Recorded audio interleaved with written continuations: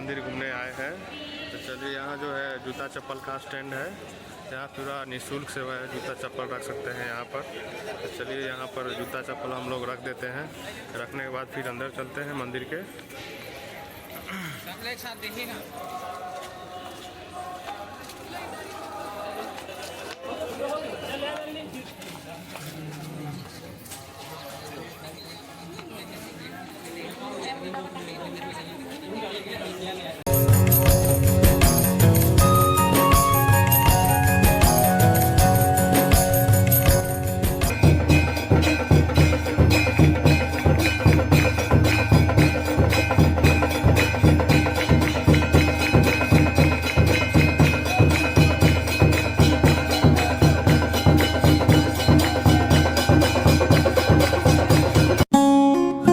शिप्रा नदी के किनारे पर बसे हुए उज्जैन के राजा महाकालेश्वर मंदिर में दर्शन हो जाने के बाद आप कौन सी जगह पर घूम सकते हो और उज्जैन में रहने की एवं खाने पीने की क्या क्या सुविधा है, इस वीडियो में हम आपको उज्जैन की यात्रा के बारे में संपूर्ण जानकारी देने वाले, तो इस वीडियो को पूरा जरूर देखना।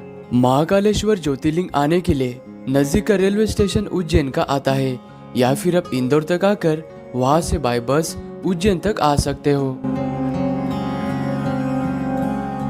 उज्जैन का फेमस पोहा ब्रेकफास्ट करने के बाद मैं निकल पड़ा दर्शन करने के लिए, लेकिन दर्शन करने से पहले सभी भक्तगण शिप्रा नदी के पवित्र जल में स्नान करके महाकालेश्वर की यात्रा शुरू करते हैं। महाकालेश्वर मंदिर में अगर आप निःशुल्क में भस्म आरती में शामिल होना चाहते हो तो भारत माता मंदिर के पास में काउंटर बना हुआ है, वहाँ पर आप फॉर्म भरकर भस्म आरती में शामिल हो सकते हैं। और भस्म आरती का समय सुबह 4 बजे से लेकर 6 बजे तक का होता है। अगर आप जलाभिषेक करना चाहते हो तो जलाभिषेक का टाइमिंग तभी आपको ये बड़ा गणेश जी का मंदिर नजर आएगा, यहाँ पर भी आप दर्शन जरूर करना।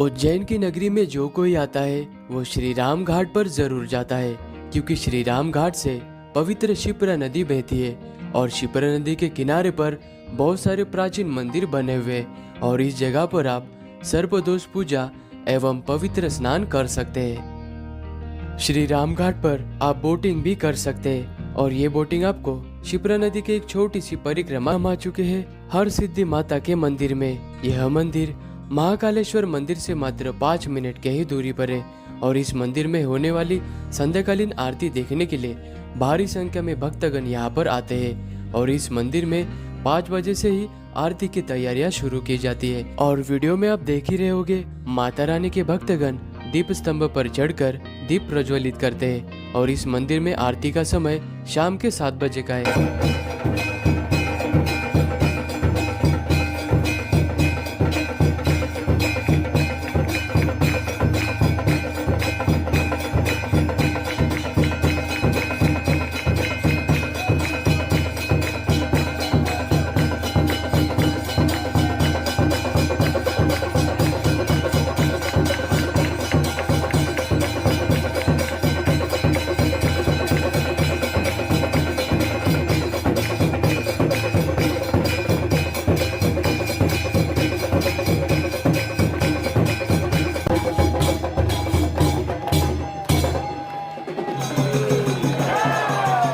अगर आप उज्जैन की यात्रा पर हो और काल भैरव जी के दर्शन नहीं किए तो उज्जैन की यात्रा आपकी अधूरी मानी जाती है। उज्जैन नगरी से 9 किलोमीटर के दूरी पर काल भैरव जी का मंदिर बना हुआ है।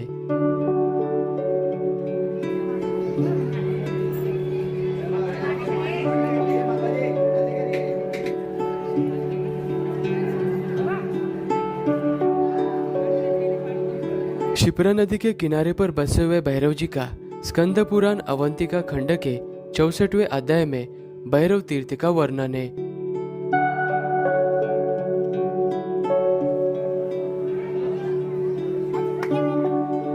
महाकालेश्वर जी उज्जैन के राजा है और वही काल भैरव जी को उनका सेनापति कहा गया है।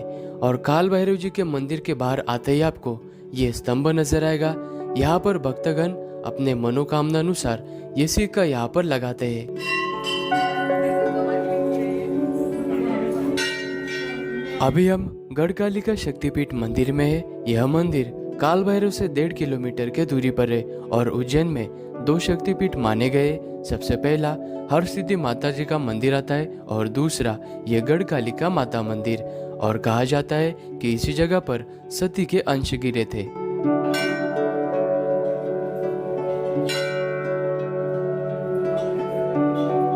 माना जाता है कि इस मंदिर की स्थापना महाभारत काल में हुई थी और सम्राट हर्षवर्धन जी ने इस मंदिर का पुनर्निर्माण किया था।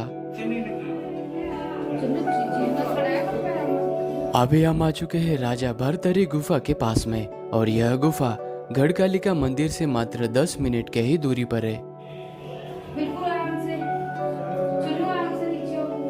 सबसे पहले हम गुफा नंबर 1 में जाने वाले हैं। गुफा नंबर 1 राजा भरथरी जी की गुफा है और गुफा के अंदर जाते वक्त आपको बिल्कुल ध्यान से जाना है, क्योंकि माना जाता है कि 2500 वर्ष पहले गुरु गोरखनाथ जी ने यहाँ पर तपस्या की थी। उसके बाद में राजा भरथरी जी ने 12 वर्षों तक यहीं पर तपस्या की थी, और कहा जाता है गुफा नंबर 1 से 4 धाम के लिए गोपीचंद जी की तपस्या स्थल थी, और इस गुफा से जाते वक्त भी आपको संभल कर ही जाना है।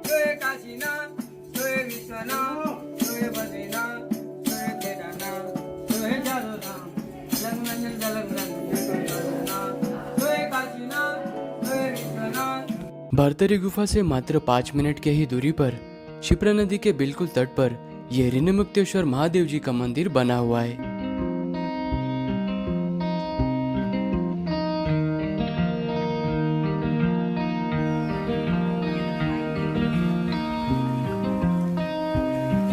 इस जगह पर आपको 600 साल से भी पुराना वट वृक्ष दिखाई पड़ता है, और यहाँ पर आप अपने स्व इच्छानुसार गौ सेवा भी कर सकते हैं।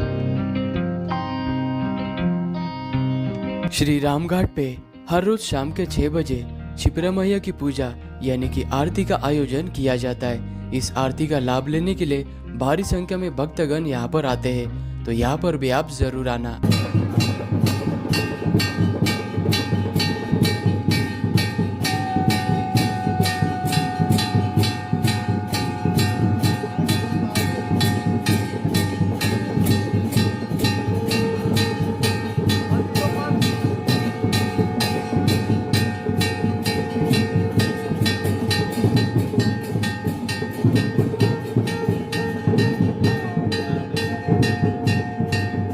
उज्जैन में रहने के लिए भारत माता मंदिर के पास ही में महाकालेश्वर भक्त निवास बना हुआ है।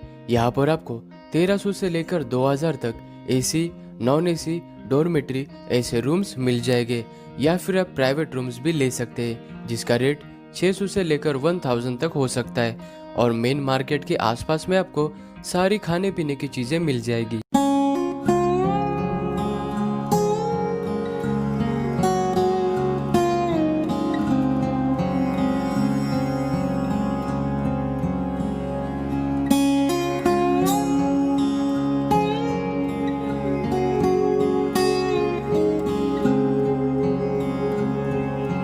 महाकालेश्वर के मंदिर में दर्शन हो जाने के बाद मंदिर परिसर के बिल्कुल पास में ही महाकाल कॉरिडोर बना हुआ है, और जितना ये ब्यूटीफुल दिन में नजर आता है उससे कई खूबसूरत ये रात के समय में नजर आता है। और 6 बजे के बाद यहाँ की लाइटिंग्स चालू हो जाती है।